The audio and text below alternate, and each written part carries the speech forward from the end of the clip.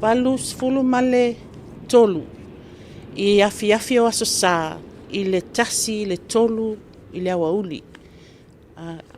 O le amisi le avanone e mawhai o na toe maua i le aso sa, i le vao le tasi, ma le tolu i le awauli. I le channel Sky TV valusfulu ma le tolu. Ia ai whaalawi loa tuai foi. Ia o le te au awauli po le afi foi. Whaamalo le folau manuia, whaamalo le soifua maua malangi mama, au le a mata le tatou upenga luna lua, o le whaavao malo o a onga a mata, o lo o tausi malo po taliina e le saasia, po le sosaiete a onga a mata Samoa i Aotearoa. Ia la tu watu le avanua i le sunga ia Irene o le whaatonu o le saasia. Ia taitaina tatou e se karakia e amana ia ai fui ia i tu matulanga o loo iai le tatou watunu i nei New Zealand i le fusu a tangata maoli mo le latou tuto atasi ia male whaalo alu tele.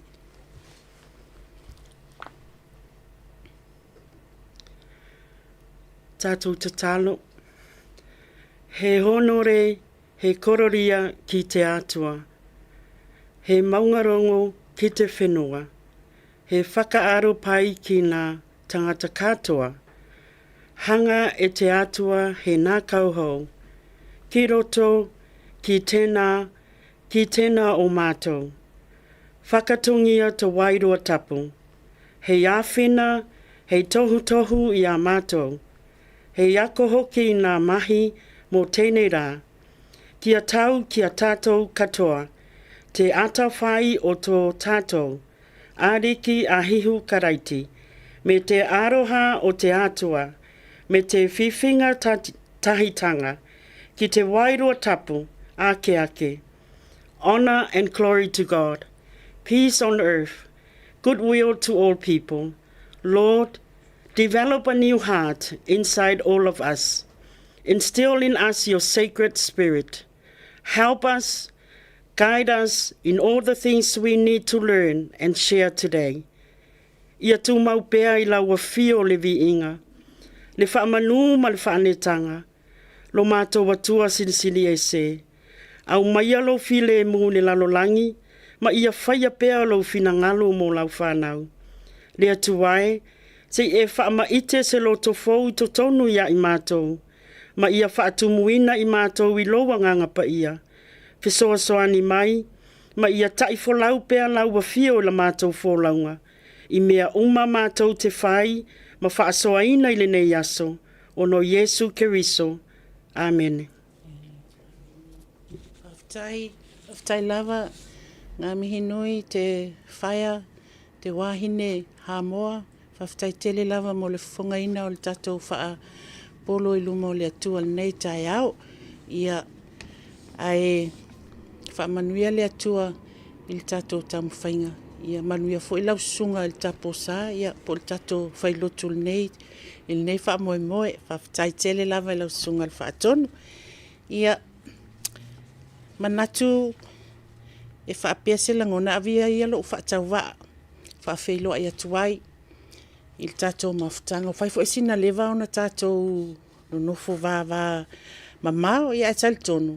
Ia o loo vāvā la lata o tātou loto maanganga e ala le tātou anavatau o le ola o ina o alum whanau o Samoa. I so se vāinga o le kelope.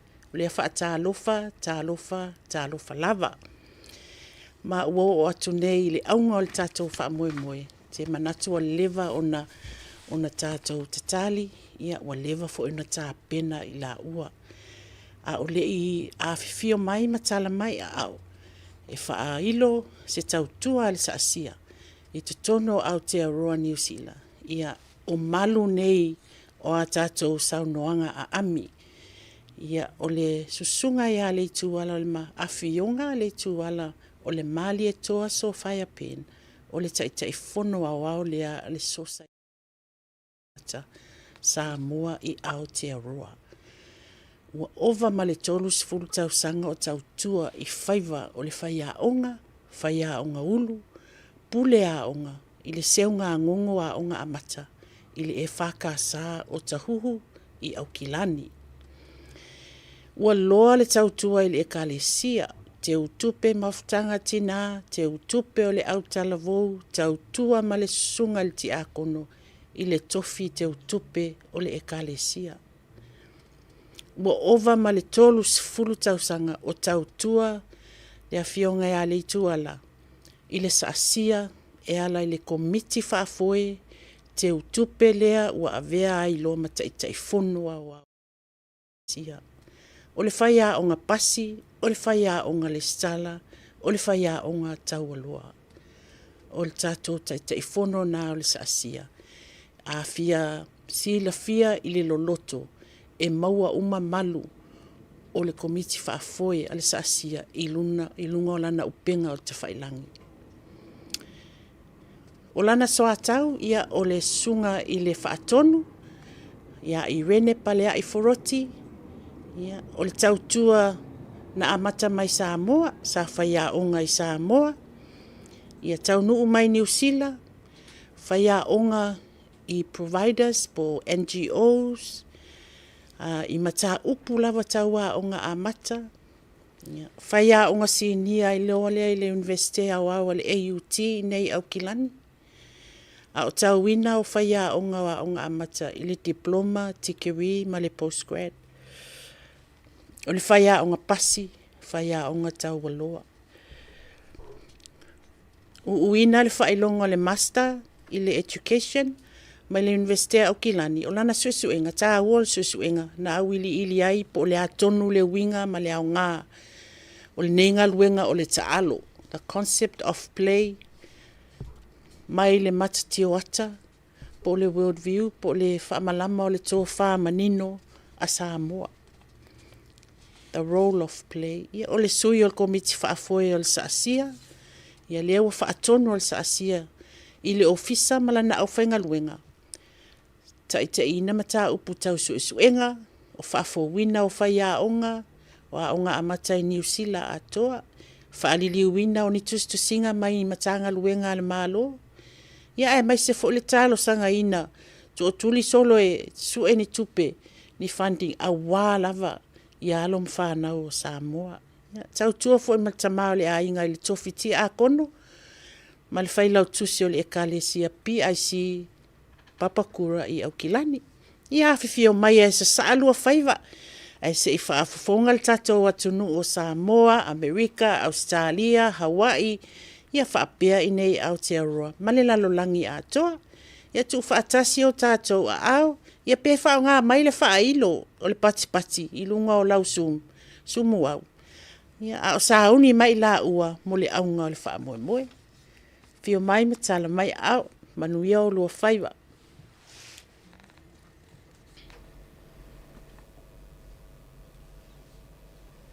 Aftai lau a fionga sala. Ia e mua o na autaia le tūta whaitoa.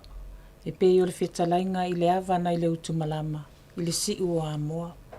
Ma o wha atulo watu i pa ia mauwalunga ua au fia mai, i le nei aso.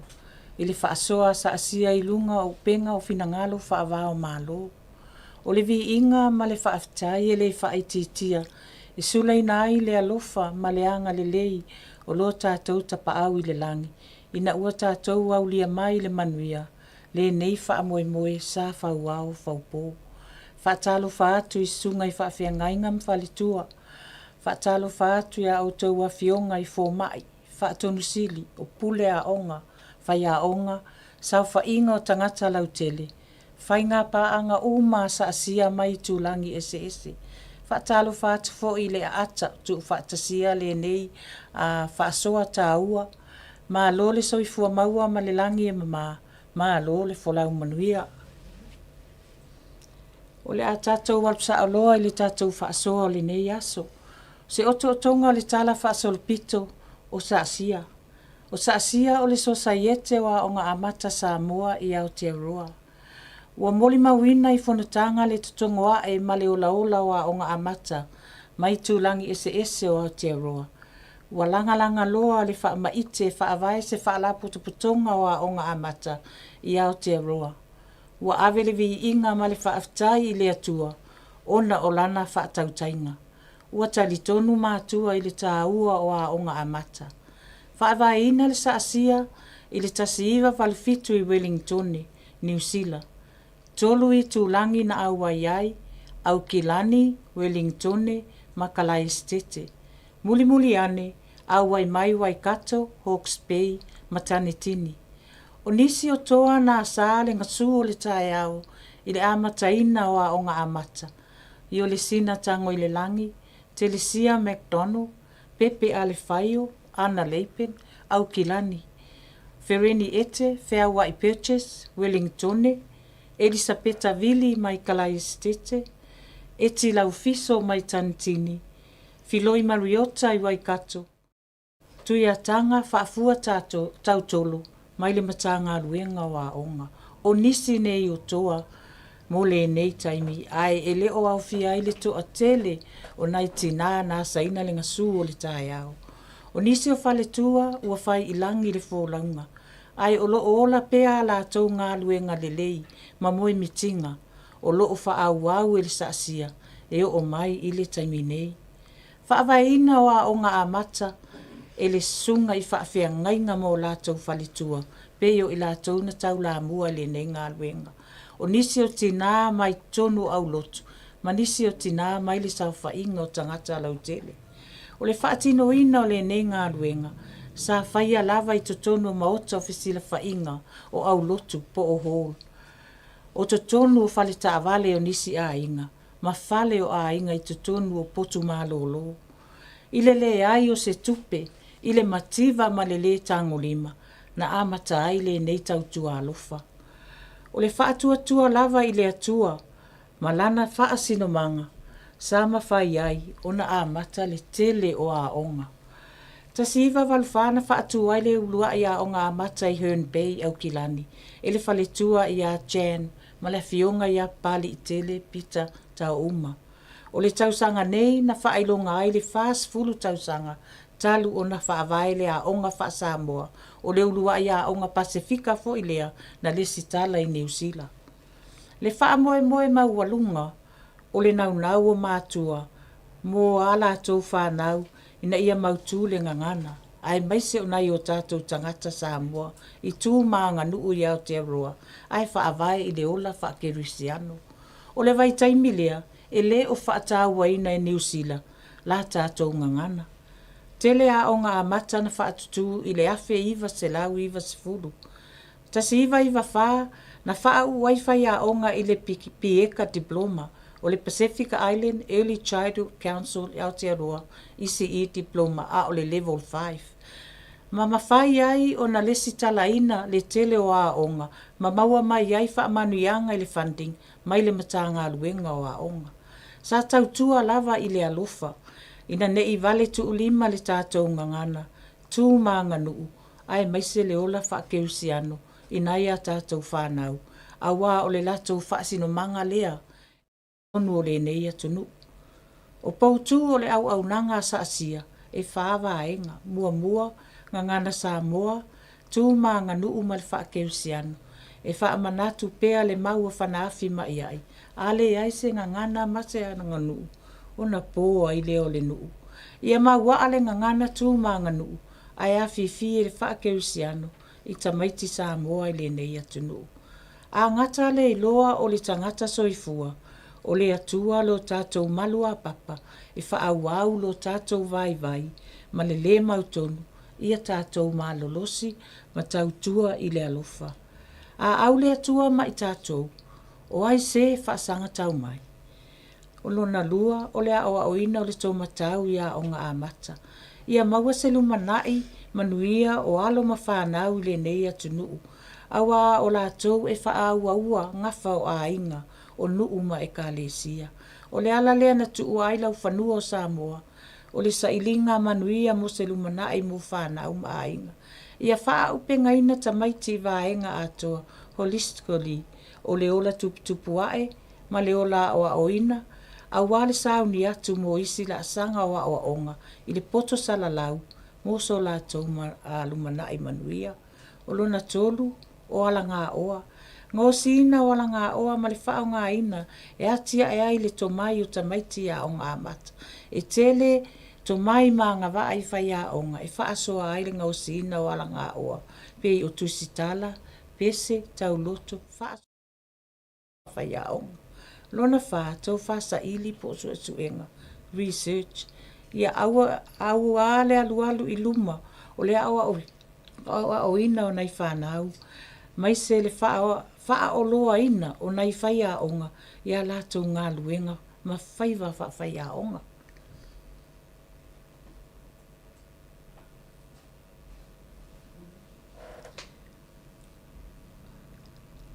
O le stini au tū, po le poutu o le au nā. Le nāua o mātua.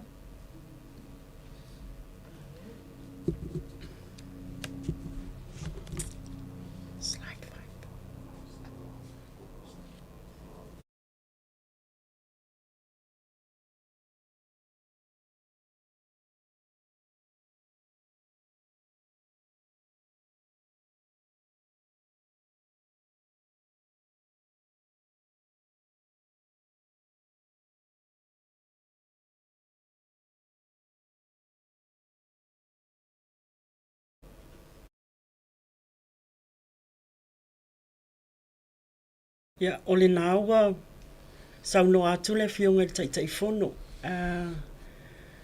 Tau oto lava se amatanga o le societe o ngā amata, mwhai a o ngā Samoa I Aotearoa nei.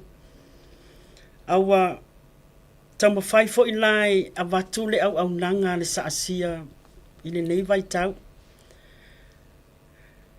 O le amatanga o le whawaina o ngā amata Pasifika I New Zealand nei. Sa iai umalawa whaala potopotonga. Mai atunu taitasi o le Pasifika. Sa iai whaala potopotonga tonga o Cook Island, Niue, maisi to e lau, maisi uma atunu o le Pasifika. I le teimina amata I ona whawaina o ngā amata Pasifika I New Zealand nei. E o mai le teimin nei, toi au le saasia o lo folau pea ma tautua mo wa o ngā amata I New Zealand. Ia, pe ona sau noa le fionga le taitai fono, le amatanga o le nenga luenga sa te lina volunteer. Tangi la vai lima le tau mawhainga o fisosoani mo le tauati na e ina wa o ngā amata. O se tulanga fo I lea I le nei vai tau wa amata o na amana ia le tāua o ngana ma le anga nuu a tamaiti I te tono Aotearoa. Ia ma amata fo'i ona maua mai ia tupe mawhai ona whaatinuina ai le tautua. Ia le mawhai lava ona ngalo mato manatu le teimi sa tau amata ai le saasia. O le tausanga lua afes fulu iwa. Ia amatai loa ona whaasolo le ma whaatinoina le business arm o le afo inei o le tātou saasia. Na amatalawa lai ne tofia ina o le whaatonu sili. O le ulua I whaatonu I le teimine nai le lua fisfulu iwa. Ia o le afionga I le fōmai I a sala. Ia ona o maila ia le lua afi lua sifulu malitasi. Ia ua whaase tua ngalu le fionga I le fōmai o lo nisi fo I o tuatua noa I ngā ruenga ma. Ia ai tula I mai ei no whatau waa. E ngā lulue I lalo o le whaamalu ma le pūlenga a le komiti whaafoi al saasia. Pe ona iaisu I o le komiti whaafoi mai tūlangi ese o afo inei o New Zealand. So we ese le tāua o le vaenga lea o na wa amataloa o na apalai ia whansel saasia mwhai ei o na whaatino a ngaluenga. Ia ma whai fo I le au whai ngaluenga, facilitators e ma whai o na o ngā kiriwaina fo I lea le ngā luenga le saasia ia ai mai sewa o ngā whaafowina mo whai a onga. Tau ma whai lawa ina ia a watu se whai tau au whai o a onga Pasifika. Ai mai se lawa I le teimine nei o le latest census le al ECE ia New Zealand teimine nei mai le lua awhi lua sifultonu. So enga o le tau sanga na te anei. Valu sifulu iwa onga o loo iai nei o ngā amata le Pasifika I New Zealand. Wa mai tawina le whaititia, for those who do not understand Samoan or pe le fo le wha Samoa. So our PowerPoint is in English, la tamu whaipe wha Samoa. O na tasia lea tu la fono aure wale sa asia. O le awalawani inanu se tasi. Ia tamu whaipe ina ia whaata wale ngangana Samoa. Aolo ala tu wha Britania ina ia sila fiai si vai ngolo tala noa tuai. Ia ile whaititia mai le lua afe lua sifulu lua. O le whaasifulu fito ne ia o ngai walu sifulu iwa. O loo wa o ngā Samoa Immersion and Bilingual Early Learning Services. O le au whai o a tātou wa o ngā amata Pasifika ia pea ma le lua te si ma le wha pasene o a o ngā amata umai la vea ima a o ngā amata le mainstream. So o se pasene la ititi ia ai e tele lava mo tātou wa o ngā Pasifika. O le a whai o a foine o a tātou wa o ngā amata Pasifika. O le tausanga I lua afis fulfitu na matua I alua I lunga tau lawa le se laus fulfa o ngā amata Pasifika. Ai ova male pea male onos pasene o ngā amata umal Pasifika o a o ngā Samoa. Both immersion and bilingual o ngā amata. So o mai lai le tausanga lua afe lua sifulu tolu le whaitaunga ma le suesuenga sa whai ia ua pau mai ne walu sifulu ma le iwa. Ia iuni le lua afe lua sifulu ma le tolu o tamu whai e watu se o toonga o vaenga o lo o iai ia o ngā amata le Pasifika. O iuni lua afe lua sifulu tolu e lua afe fase lau tolu sifulu tamaiti Pasifika ia na mori mauina ma whaamautuina o loo au wai atu ia o ngā amata le Pasifika. So wa iai ni whaasilinga I le lua se lau sifulu lima mai le lua afe ma le lua sifulu lua. O le tele o le waai le pau fo ine o tamaiti ia masalo le afianga o le COVID I le lua afe lua sifulu ia o mai le lua afe lua sifulu tolu ua amatau na toe ngai ia nai whanau ia o ngā amata. Ia o le afunia le majority ia la o tātou o ngā Pasifika o nei au Kilani. Ia au lesi lua sifulu lima pasene ngai le tolu sifulu pasene ia o isi umai pito nuu o New Zealand o le tene lawa le fitu sifulu ngai fitu sifulu lima pasene o ngā amata Pasifika ia o nei au Kilani. O nai mafuaanga o le tāpunia o a onga. Ne wai o te ilone te iwa fisilingia pe aise a ua tāpuni ai nisi o a onga. O le lava o whai a onga. Te le sioti fo ine o whai a onga I nei New Zealand. O le mafuaanga e mafua mai na ua tāpuni ia providers sa o tauina I ni tele o tātou tangata Pasifika mo a onga Pasifika. I Totono University. Ia o le mafuaanga, ia e mafua mai ona wa Yesu inga o tu la fono le Teaching Council ina ia whai le test fo I leo le IELTS le suenga o le ngangana Britania e so se tasi e fia o tauina e vea mawhai a onga.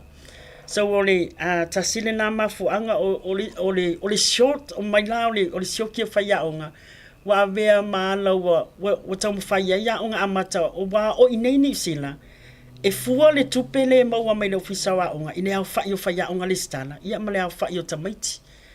Ia o le wa matalaunga sioti whai a onga Pasifika ia wa amataloa na au mai isi whai a onga le stana mai isi atu nuu e leo ni Samoa pe leo ni Pasifika ina ia mawhai ona maua le fanta mo na ia onga. So tasilane na vaenga walu wa taule ai ni tangata Pasifika ia nga opt lola ia o lātou I le mainstream ona o wateli na whaonga le ngangana Britania. Awao ine ia tatau ona 5% pe a whape bilingual ia po le 8% anga I se lau pasene pe a whape le whaonga ino se ngangana Pasifika e a fo ine as a medium of instruction ina ia ki liva ai le curriculum ma whaasoa ai ma tamaiti. So e tasila le na vaenga na amatai ona alu ilalo le foi numera o a unga Pasifika ona wale to e alu o se a unga Pasifika au alu lo le mainstream ona o le si foi tu langa i mafua mai o tamaiti o lo au wai to tono a unga amata o le taimi nei tolus fultasi a unga amata mai le fast fulu fitu le yai nei tolus fultasi a unga amata mai au kilani o lo i lalo le afo ine o le whaamalunga le saasia o lo ia iala na ia unga amata ile o ia i lalo le saasia o lo tamu whaifo ia ngā lulu e mana ia unga amata ina ia mawhai ona o umana tau i lalo le whaamalunga le saasia tolus fultasia unga amata tua i lunga ina i au kilani e tau ni lalo i Invercargill i le South Island ia unga amata o lo ia i tono le saasia o lo iai fo i mama tau sui tu to tasi mai pito nu ese o sui tu to tasi nei o a fo i nei o lo lawe ai ia nisio o fo mai o lo ngā lulue i to tonu university fa tasi ai manai whaia o ngā Samoa o lo ngā lulue na mainstream so e mawhai lao na member mai lātou as an individual member e mawhai ai ona iai lātou i lalo le saasia ia fa tasi ai ma le whaalapo tonga le ata o lo tai uluina e afionga i fo mai ia salama tafini ia mana fionga ia whaalongo so o members na o le saasia o lo ia i ni taimi nei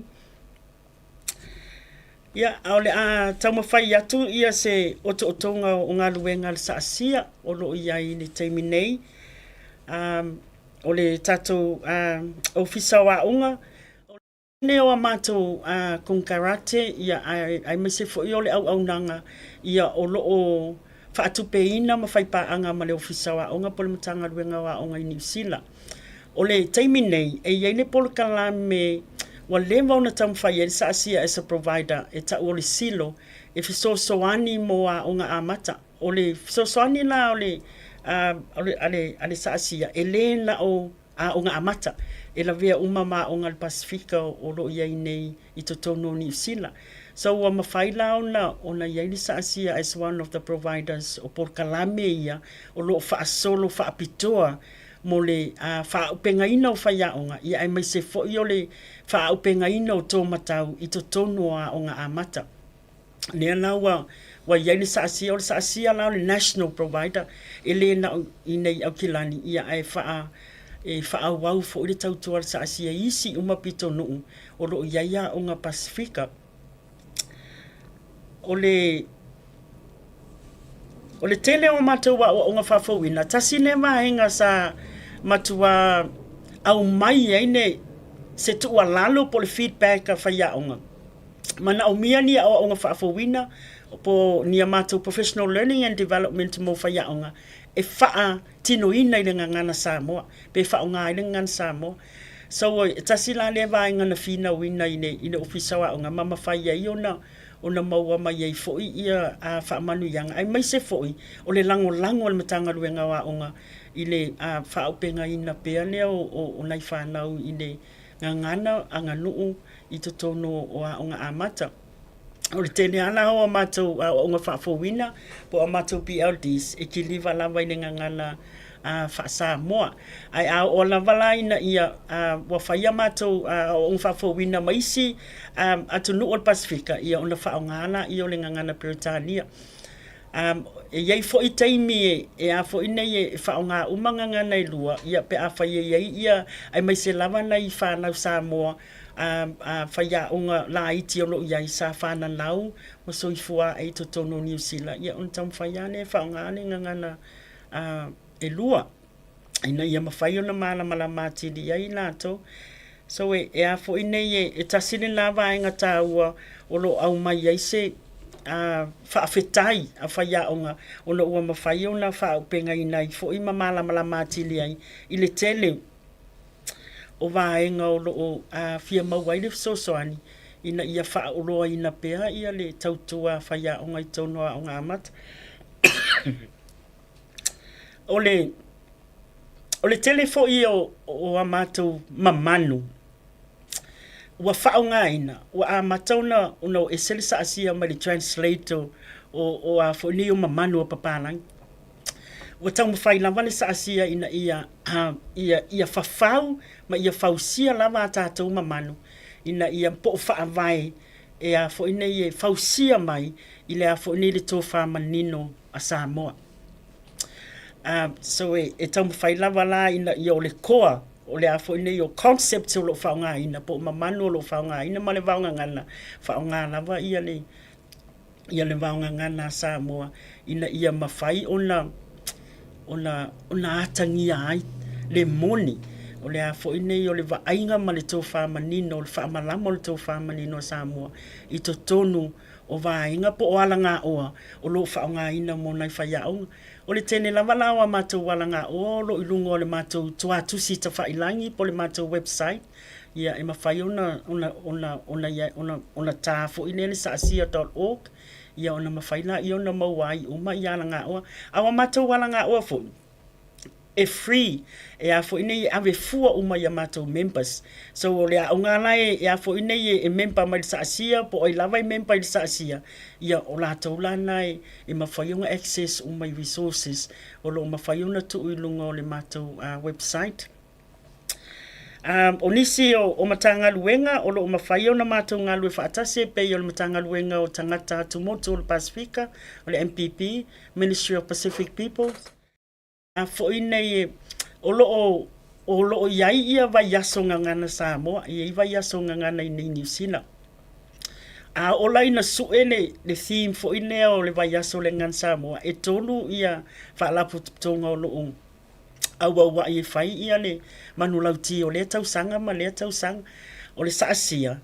O le fotu malama o le whaalapu tonga lea mo whaia ongolo i le secondary schools ia malunga le tertiary ia whaatasi ai la ma le whangasa e mo whaia onga i tele lava whaia onga le primary ia ma le saasia o le tausanga la nei o le saasia nea sa nafa ia ma le manulauti po le theme fo i o le nei tausanga whaatahua ai le tautua mo nai whanau mo solato lumana i manuia.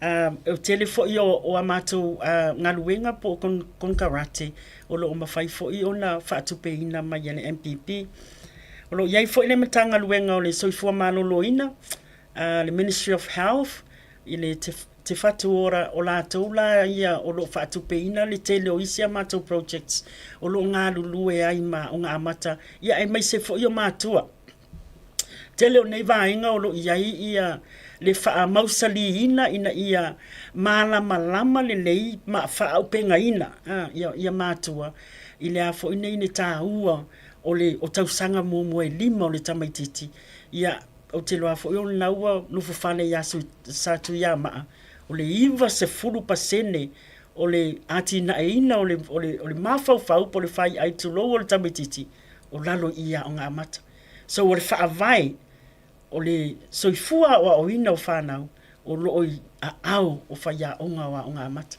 So we ese le tā hua wa o ngā mata i to tonu ni sila. Ia ai mai se fo i tu sai mato whasa ini. E pei o le nau ta inga lava le o le saasia ina ia mawhai ona mausali le whaavai o whanau. Ia ai le i o watu lātou le ina fo ina ina tūlanga lua.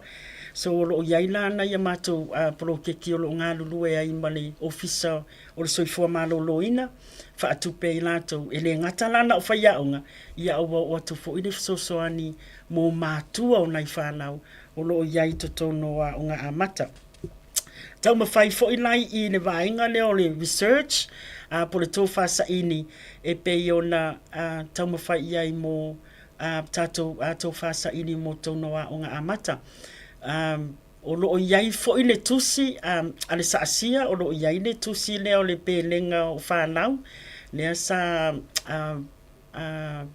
o editors o le tusi mua lava le saasia o lo whaonga ina i le taimi nei ia o lo le fionga ia salama le fionga ia tawhili sunga i fo mai ia o le tusi mua le na o lo iai fo le whanau nau ta inga o le saasia ina iai se second edition o lana tusi lea o le tusi lea o ngā mo tamaiti o lo mo tangata o loo au tauina whaaonga. Ia ai maise foi o le history ma le au mainga o le a foi nei o le tala anga ma le tala whaasolo pito le sasia e ese le tāua. So e tasila le na o nei vaenga o le si vaenga tāu o le au nanga sasia ma le whainga paanga. Ia o loo iai i le comment o isi foi nga o loo mawhai o na mawai ia fans foi nei ale sasia i mawhai o na sosoani mo na ia o nga amata. Ia au le si vaenga tāua o le ngaluenga nea ma le tau mawhai nea o le sasia i le whainga paanga nea ma le teaching council. E se le tāua le vaenga nea ona o se mea wa lewa na fina wina le sasia i le afo ine i le tāpuni puni a your providers sa le Pasifika ona o le nei lava a suenga o le ngangana Peotania. So e tele ni mau na ave le sasia manisi fo yo fo nei sunga i fo mai ia a meise o tangata lau tene lato lango ina le fina wina ia mafusu a ia sasia a wase le whaataua ina o le ngangana i totono o le afo nei mo whaiaonga a wao le mene iai nei se ilonga e pasi lau suenga o le ngangana Peotania le international English test le au mai ia whato a mawhai ona e ofi totono e mawhai ona o tauina o e ave mawhaiaonga.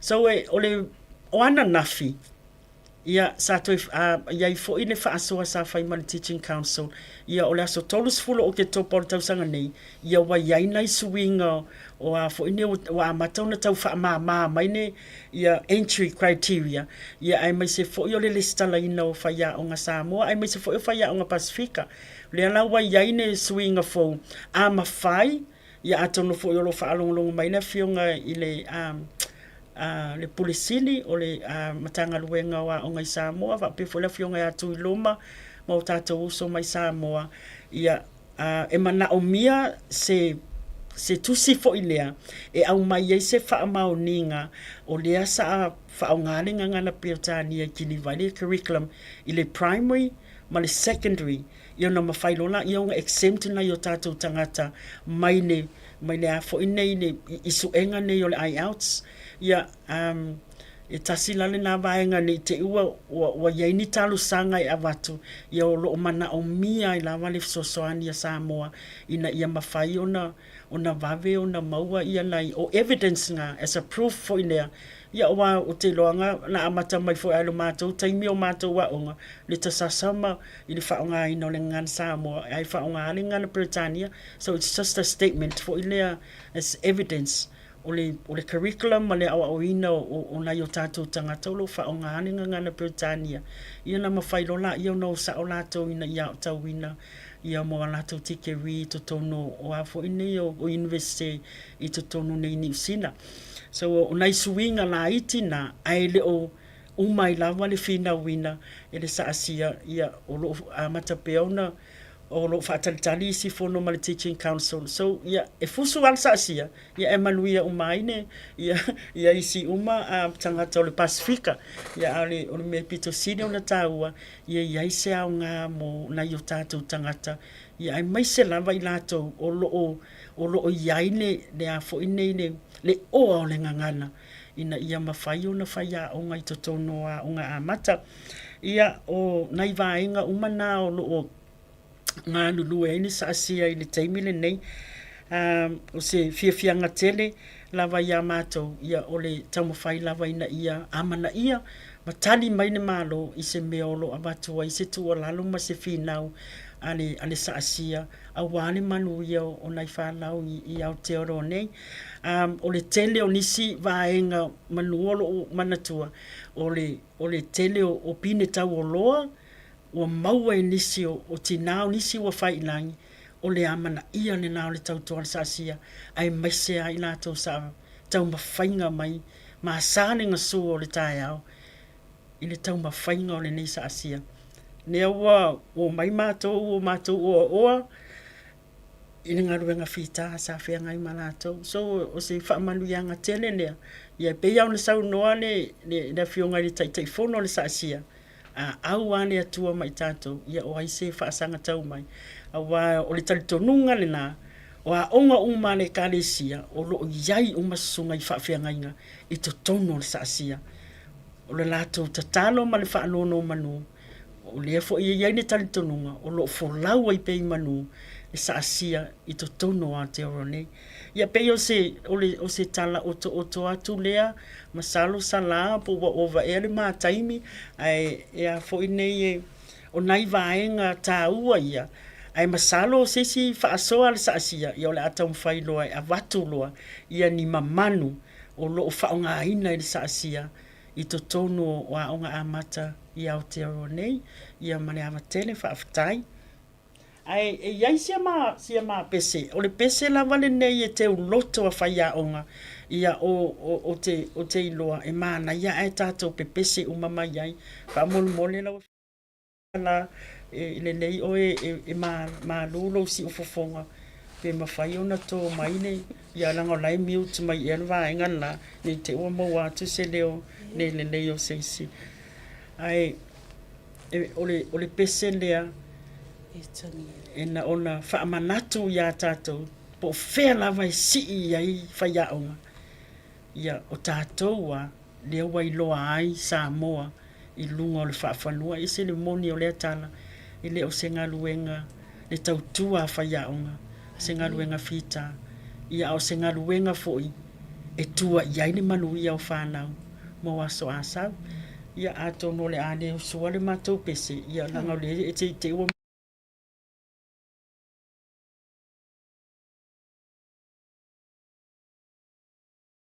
te ususu e ai oe rau oe vai panoa o lo e au ai mai ai ia sia tātou pese le na ia ai whaftai tene lama sala mo le awanoa Ela ko pese ai ia e tangi ele fatu male ele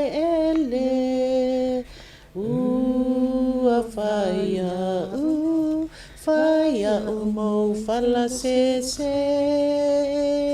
Samoa awa te matele o ita ua masani le whaiva o se tinga ona si ita ilunga o whaia o ngā leanga sila ia I le whawhanua o ngā luenga o lo ua fua hei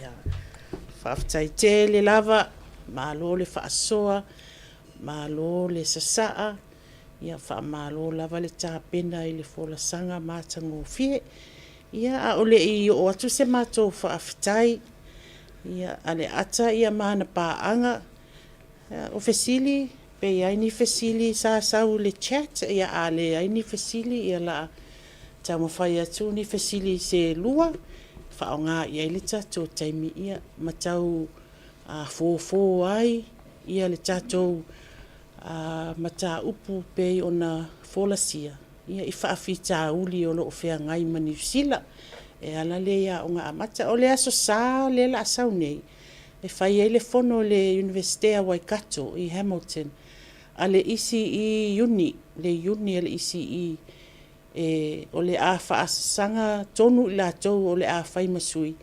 I Minster o Kapeneta o le māloa New Zealand ia e mai se ia le vaenga mai le leipa o le green ia ma le te pati Maori o le vaenga na le la pei fōringa mai o le atutu whaatasi ma patato ia e tau mawhai e su ne purufana se itulo ia e whai ma u whana e ta whana I le tele o mea ia wa alia I mai te tono o le tatou tautua ia o le susungala ia le ala manua Caroline Mariko o le sui fo i o tātou te tono o le NCDI i le isi ia alau atu e ma le suia le ata.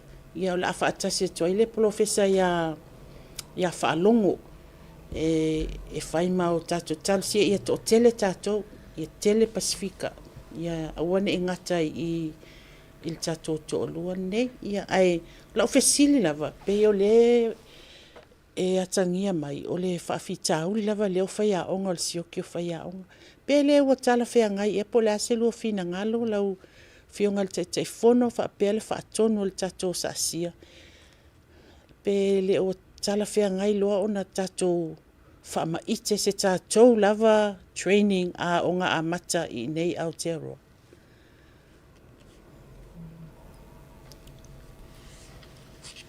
Whaftai mo le whaafsili ia o te tali tonu o le isi la asanga na e te tau ona tātou a ngai i ai. A wā lea ua mai tauina, ua matua le ai ani whai a onga. O nei tina fo ina o tauina i le taimi a o iai ia training ia. Ua tele ina mātutua le soifua. O le taimi nei fo e pei le whaale ano ta maiti e fia e whai le a onga le early childhood. Pei e se ale le vaenga ia nga ina i whanau. Se vanga nā ia ua tuli mata i fo inga le ni whanau ua umamai a onga.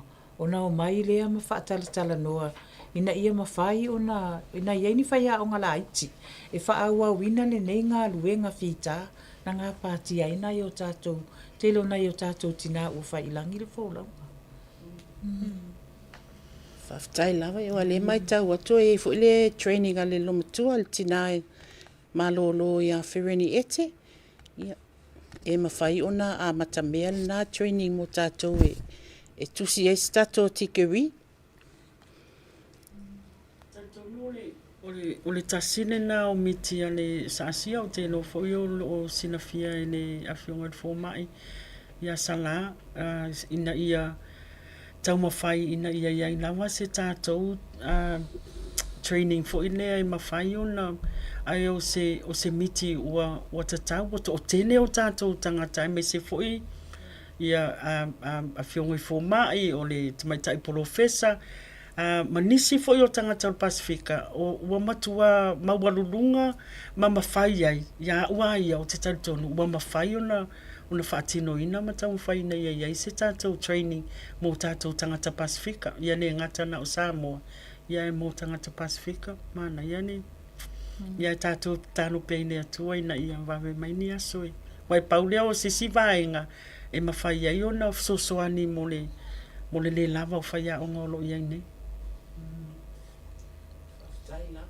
Ia tono le si vaenga pitosili ona ono a whaina i le na o Samoa, o Pasifika, o Maori. Ia o le whaalai titia le o le tupe maua mai le taimi nei. Ona o le suinga fo i o le malo le nei vai tau.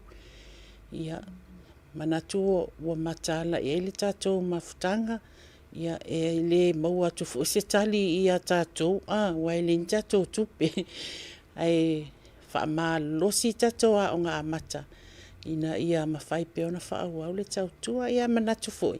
Ia ole wha avatu ia lota vai. E whai ma sui o le tātou upenga ele nei, tae au, ia po le awa uli, po le hafiafi, wala ua matau na hafiafi o i Amerika. Ia whai e moli e toi se tātou whaafitai i le whaasoa pa ia e maise o le tā ua tele o le sao e pei o nai ai ia o le vai maunga o manino e a Samoa o pa ia e tausi e sa le utongi poe ia whaapea fo i pa ia tausi e tui sa mau mai tu wala e fia e le tau whaala e ia i sa utala a o le lua whaasoa e moni ai ia e fua le pā i lona tai ia lona winga e te tau ona tala whea ngai le maunu i le vaenga o le sami le na tātou whangota i nei le tai au. A wai le se mea wai le tau le one size fits all. Whape nase langona nei tai au lua fionga. E langona lava manatu. Motua tele ia. Po fina ngalo ua ngau wai atu.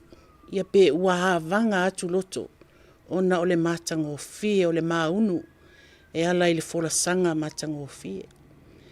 Ia tatou talitali manu o le tatou faiva i lenei aso ma ia faalalaʻoa alofilima faatali o le taliuta o faiaʻoga matu le saufaʻiga o tagata lautele o loo tapuaʻi mai. Ae o le matou tatalo ia saga faatumu pea e le atua le utu gagana ma le utu tofā. Ia faafulu pea e le agaga o le atua lua auafa. Ia so se taimi lava e te lua faafulu lele ai. Ini malae po mauta malawa. Faafetai tele lava sa asia. Lau pule lea, faafetai tele lava. Ili wanei au whaingaluenga pa ia le atua mo latou faletua. Faafetai mo lotou faitatalo. Ile nei au nanga vai. Faafetai sa moa. Malkelope atoa. Faafetai mo tapua inga o le whaamoemoe. Ia whaamanuia le atua. Faafetai tatou fale lima. Hawaii, Samoa, Amerika, Ausitalia, ma inei New Zealand. Faafetai tele lava leo taunu ul tatou whaamoemoe ala tatou whaatalitali. Ia Amerika e ala lea i le tōwha ia tuumatawai malana vaenga mai San Francisco. O le a taita ia le tatou upenga lona tolu. I le tausanga fou. Whaamuli lava lau faafetai tele lava ma lau whaailo. O le tautua le Blue Wave. Molo o tau langolango ina wa o ngā amata i New Zealand. O le tasi e walasi. Ma tau soli vale so o mai al tau ofisa. Faafetai lau a fionga. Le faatonu. Fui maono. Martin Anai. Faapea lau au waa. Susunga ya Hannah Schmidt. Susunga ya Carlos Ramos. Susunga ya Ray Patumaka. Mesela wa fionga misa e sau. Faafetai tele lava o la o tofu sosoani Elena nei e ofo i Samoa i vaenga ua matou mana o mia ai la o tofu sosoani ia whaamanuia le atua fui maono a walo o tou tautua matavela ia tatou whaiaonga ia ai mai se tatou i tūlangi o le tatou upenga lona lua lna ia e whaatasi mai le atua ia maua se kewisi masi fia Mas tausanga manuia, tatou toe wheiloa iai i le tausanga fou, ia awa, le tatou whaiva la a tatou whangungota i le Sami, i Amerika. O lea whaftai tele lava ia manuia tiu te mawhaiva, e toe wala aua toa lava mānai lava, e toe whai ufu il sa asia le tatou mawhtanga i se tatalo. Wai umal manuia le tatou whaamoemoe. Alofa tele atu. Ia le sa asia, ia whaapea le ata. Ia manuia, whaftai. Whaftai tele a mule saunoanga sa lai. Dr. Whasaulala tango i langi leota. Whaftai mule avanoa sa asia im whaeona whaasoa i lunga o le tatou upenga. Whaftai tele lava o lau whaaloalo lea. Ai tal si ia se ai o le whaasoa sa asia le nei aso. Mona i o tatou uso mai isi atu i tūlangi o le nei lalo langi. O ma ua tatalo atu ele i whaingo fiel ngā luenga sa asia o se ngā luenga na whai lava i le mativa ma le tango lima. Ai aua tau te whiungo fie o le tui e tatala ina mai le whai toa mo o tau. Ia ai whaaftai le nei aso manu te le ina le au whai ngā luenga le Blue Wave, whaaftai lo o tau fisosoani. Ai ole a ofa ai wina le tātou whaasoa le nei tu aso i se tatalo. Mātou atua pa i ai. Langona lava lo mātou mā whanawhana i lo whaatasi mai mo i mātou le nei aso. Whaaftai le fisosoani o i mātou lava o ni au auna. Whaatau waa malelea o ngā. Ai, mātou tatalo i lau o fio, whaafetai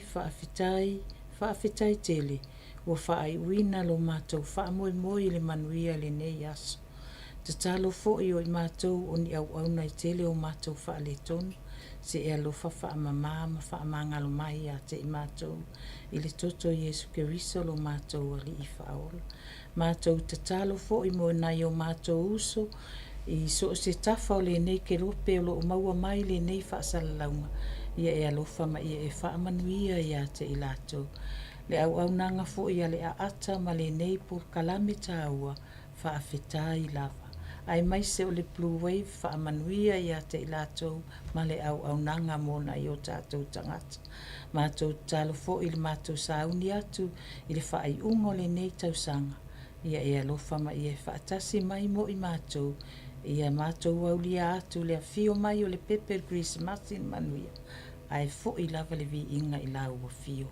O la mātou talo le suafa Iesu Keriso. Amen. Amen.